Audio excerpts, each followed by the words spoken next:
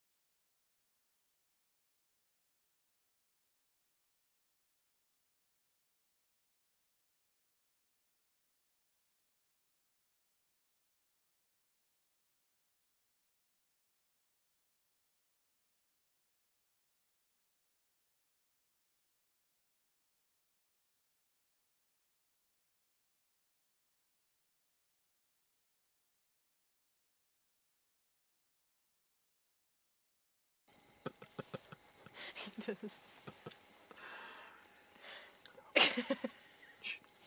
Sorry. You get me started. Okay. Hi everyone, and welcome back. That was a commercial break, except there wasn't a commercial.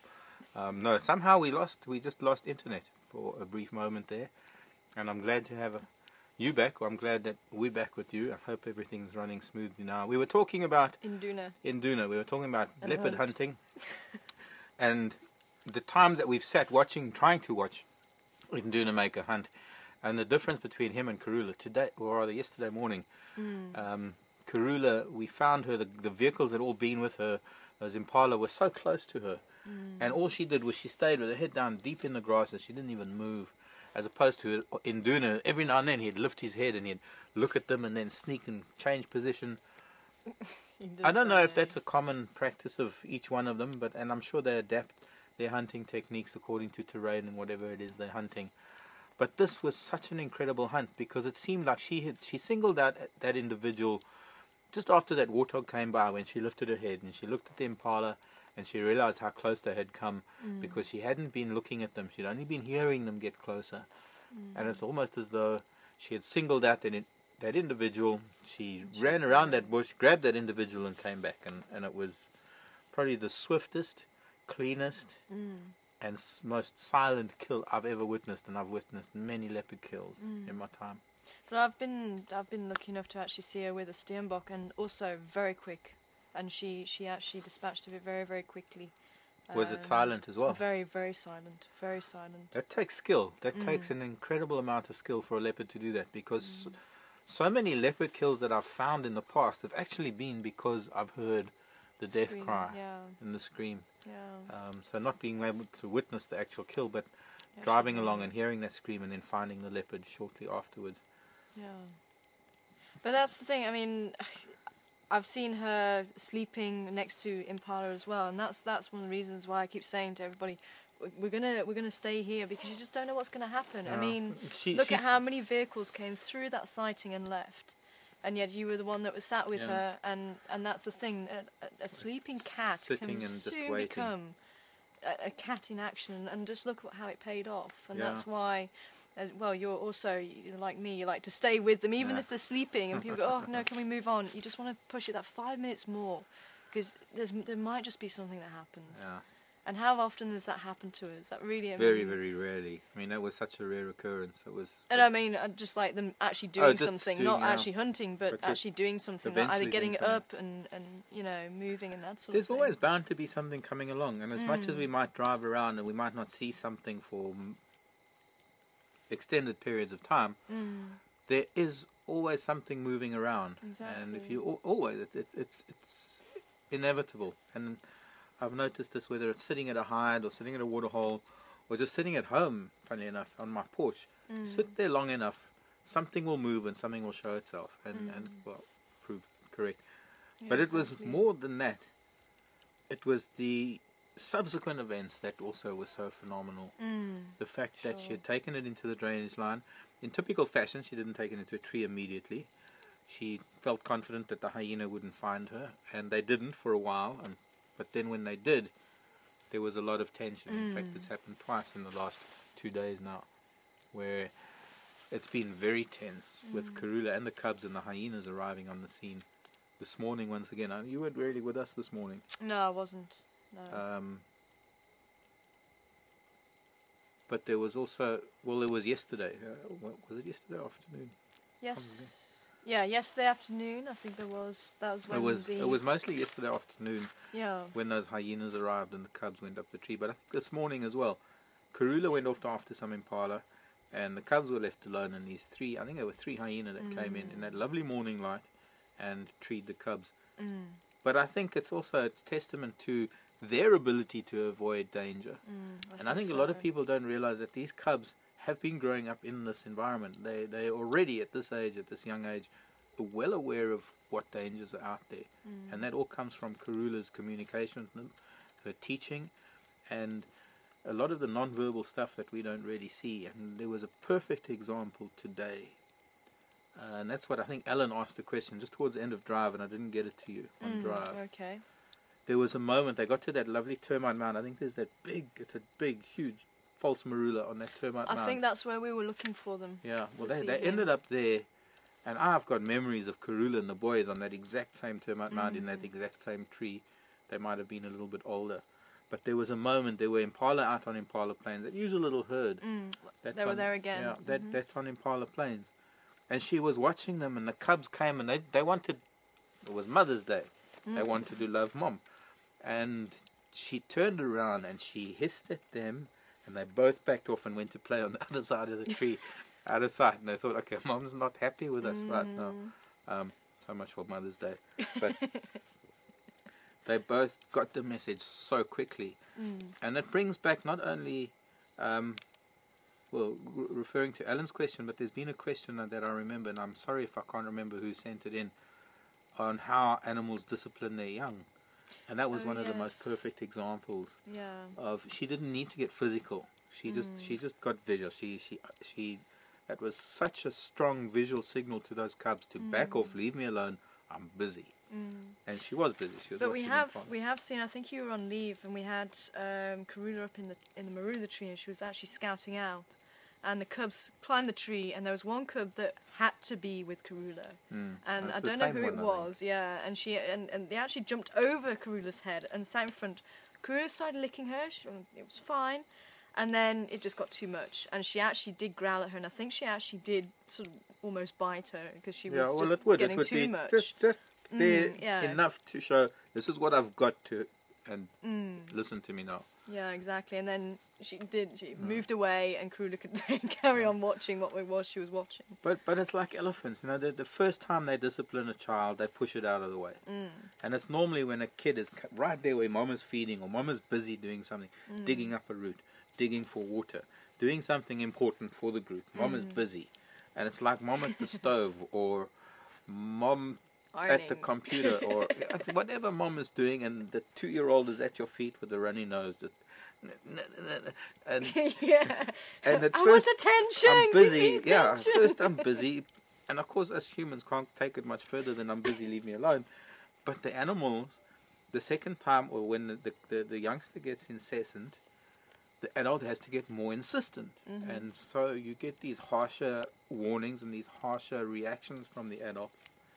And those are the moments we really love to capture on camera. I mean, that was phenomenal. Daniel catching that today with Karula just turning on going, and they back. That's what you do to me in the kitchen. Oh, is it?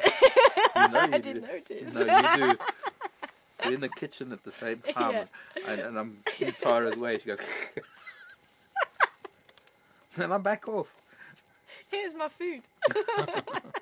Me and food are like this. Yeah, I know.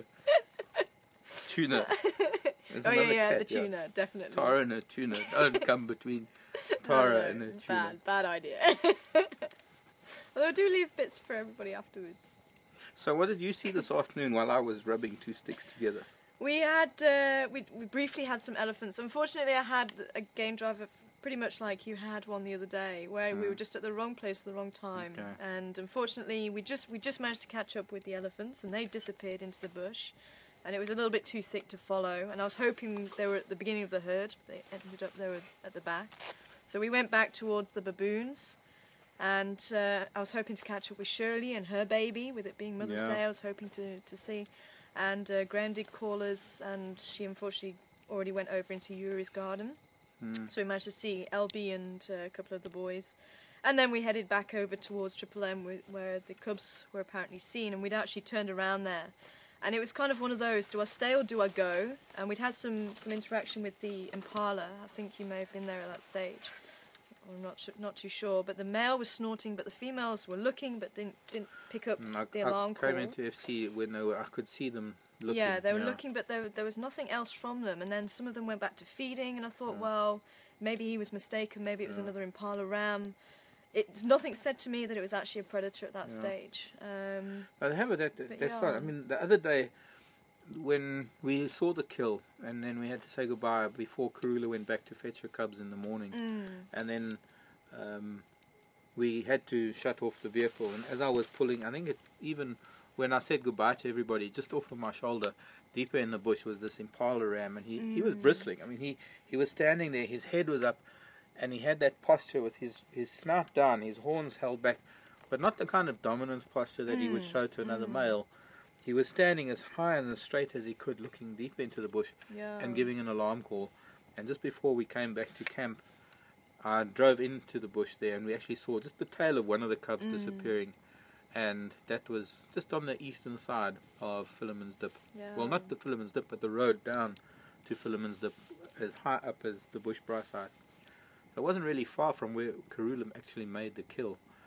And that's something we might need to watch, is that she might be taking her cubs closer to places where she's going to be making the kills. Yeah. So that she doesn't have too far to fetch them, so she doesn't have to leave the kill for too long.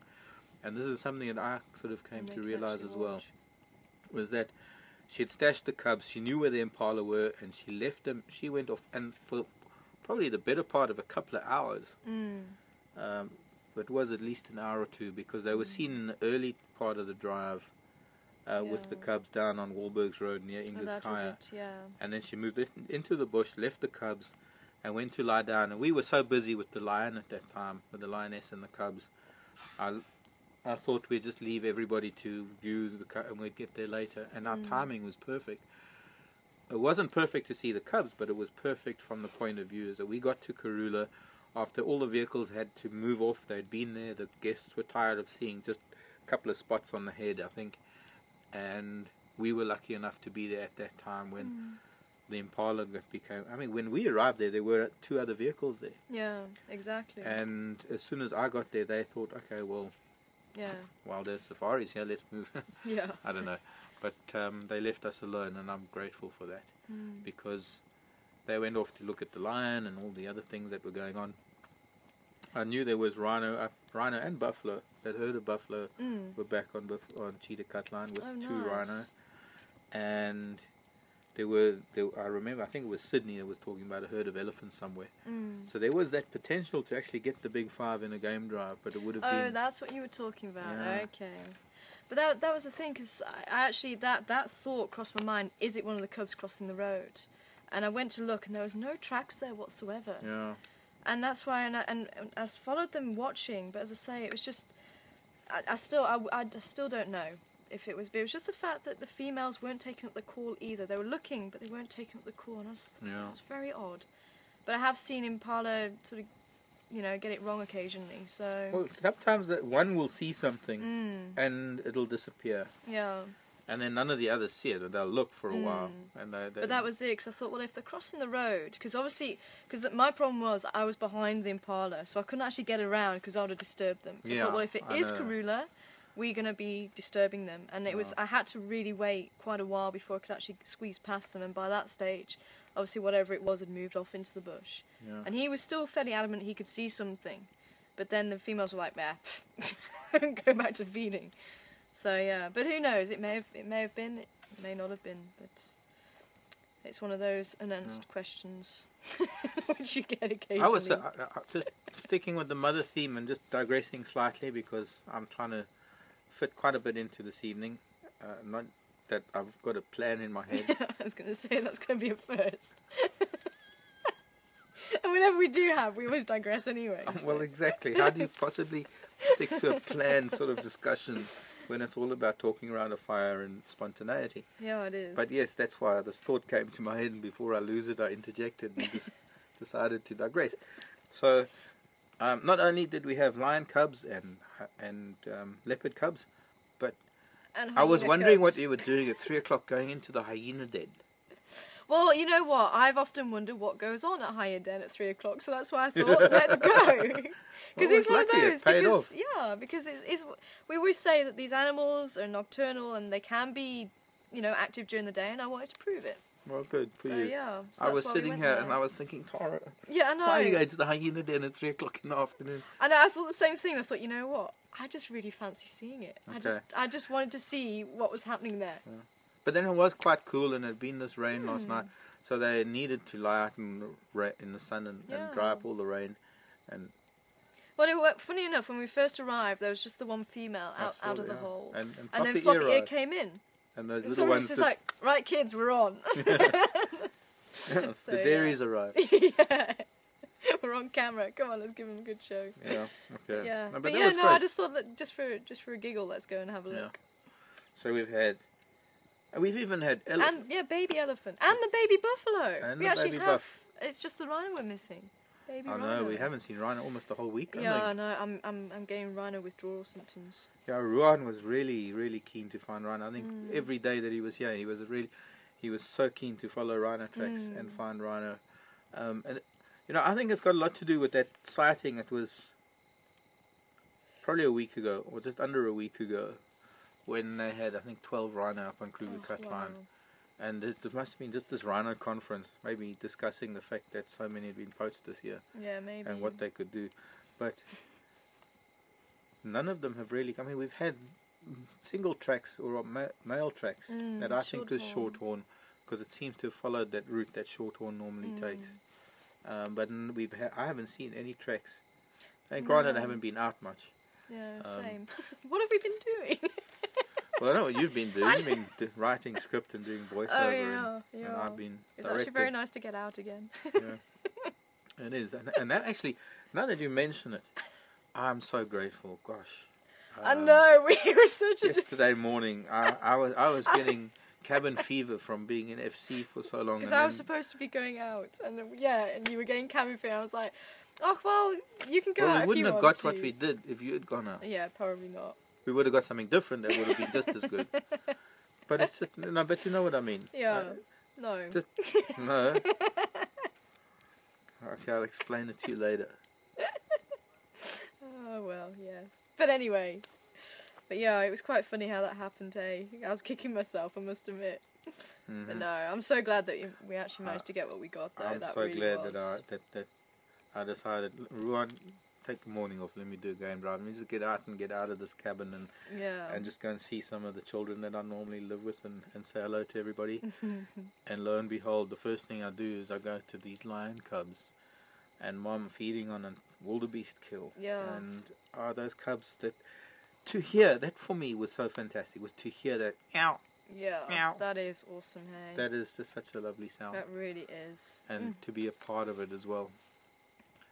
And having them being but so have you bold. seen them yet? I haven't. Okay, well, you've seen more of Karula's cubs than me. Yeah, that's true. I'm actually surprised. You know, I think by this age we'd seen quite a lot of Induna and Mishu already. Yeah, because I think everyone's asking about the names and wondering why we haven't named them yet as well. But I think it was Rexon that actually saw the cubs last time, so he kind of was able to call them. Yeah, Rexon and Peter came up with the names, and they were named very early. They were named at a very young age. Yeah. That actually seemed to stick, and I love the names. I have to be honest. Definitely. They are great names. I don't think we've seen them enough, but I think let's chat to the guys. I think that is the problem. We haven't actually seen that much to actually really get a good feel for the character yet. And just to clarify that, where they've been is just across our western boundary. In fact, her territory doesn't extend that far into Elephant Plains and Arathusa Safari. It's about 800 metres, I think. It was actually up on the northern side. They were about 800 metres in, if that. I think it was but it only Dam. has to be 20 or 50 metres in for us not to. But there's been a narrow band just on the other side, of Triple M that she said has been. Anyways, we the clock's ticking and I'm getting these little signs from the heavens to say move on, Mark. Yeah. I want to mention Safari has been seen. She was seen recently. She's a phenomenal leopard. She's the mother of Karula. She's the grandmum of all of these. She has been seen at EP and at Arathusa, I think. And Baboon Pan. She was seen at Baboon Pan. I think so, by Sebastian. Really? I think so. I might be lying. I'll have to check with him, but I'm sure he said it was somewhere around there. I've never seen her. There was one night I was going to Arathusa. I think we were having a do on the airstrip or something. And there was one night I was driving in, and everybody saw that leopard. Almost everybody that drove into that bonfire. It was, I think, a full moon gathering that we were having, and I just saw this leopard cross the road. I didn't even get to see her face, and it was evidently Safari. But I've never seen her here in the 2 and something years. Anyways, I put up a post on Facebook that I think got some tongues wagging. I said, Tara and I have something to announce. Oh, is that how you put it? Yeah. Oh, brilliant. Okay. Yeah. Yeah. We do. No, I didn't put a ring on her finger, or I didn't know. I was hoping it was going to be seen, but no. Here in South Africa, just as a closer for this evening, it's been a fantastic fireside chat. It's amazing how time flies. It does, eh? What was it? It was Kermit that said time is fun when you're having flies. Oh, is it? But for us, we're having fun, so time is flying. Every year in South Africa, there is a wildlife film festival. It's kind of the South African, or it's the African, not South African. It is the African equivalent of like maybe the Sundance Film Festival for wildlife filmmaking, and it's called the Wild Talk Film Festival, I think it is. And they have awards for different categories as much as all the other film festivals have awards. And we received this award back in March. It is an award that we were given. It has been the most incredible thing for everybody involved with Wild Earth and Safari TV. There aren't enough of the crew here so that we can all come here and sort of do the red carpet thing and the podium speech. I want to thank my mom, and but it's Mother's Day, remember. But yeah, Graham and Emily and Pete and Alex, and of course the crew from the past that have been here, the crew that is here at this moment. This is an award. It's called the Roscar. I think it's also known as a Rhino Oscar. And we were given this award, Wild Earth was given this award for alternative broadcasting. Ta-da! I'm doing the whole thing. Yeah, ta-da! We needed a drum roll. We need yeah, we did. You kind of just went there. Yeah, I know. I wasn't ready. Ta-da! But yes. But there it is. But here it is. It's actually quite a nice. It is. It's quite amazing. A nice one. And it's this lovely bronze award. It has this sort of old 32mm film thing at the bottom that comes up into the base of this black rhino. You can see it's a hook-lipped rhinoceros. This is the difference between the square. Okay, we talk about that on Game Drive. But, we need to find Rhino to talk about it. Yeah. There you go. We just need a little one. And a little plaque here. The Alternative Broadcast Award, Live Safari Wild Earth TV. And then I have to just mention a few people. And then Herman has been part of it. I was hoping Herman could be out here and come and say hi with this award. You want to hold it? I want to hold it. Okay. We can both hold it. This is, for us, this is like our World Cup. It is, eh? Yeah. It's actually quite heavy, hey? It is quite heavy. So don't give it to this me is our Oscar. I break it. This is to Graham and Emily and Will and Pete and Alex and Herman and Daniel and, well, everybody. Even the past people. And, definitely. Yeah. It's an incredible honor. It shows that we're doing something. But also, there's one element that we wouldn't have this if it wasn't for you, and that's you, the viewer. If it wasn't for all of you out there that has made this what it is today, this interactive live TV or internet safari broadcast, that interaction is what makes it so special. So thanks to everybody. My name is Mark. I've forgotten my name. Okay, her name is Tara. Tara. Tara for now. Tara for now. And Daniel behind camera, Herman in final control. Thanks to Siyabonga for helping set it up. And that is the crew that we have here at the moment. Bye, everybody. Take care, everyone. And we'll see you tomorrow. Happy Mother's Day. Happy Mother's Day. Mom. Mom. Mom. Ma, what's for dinner? Tuna.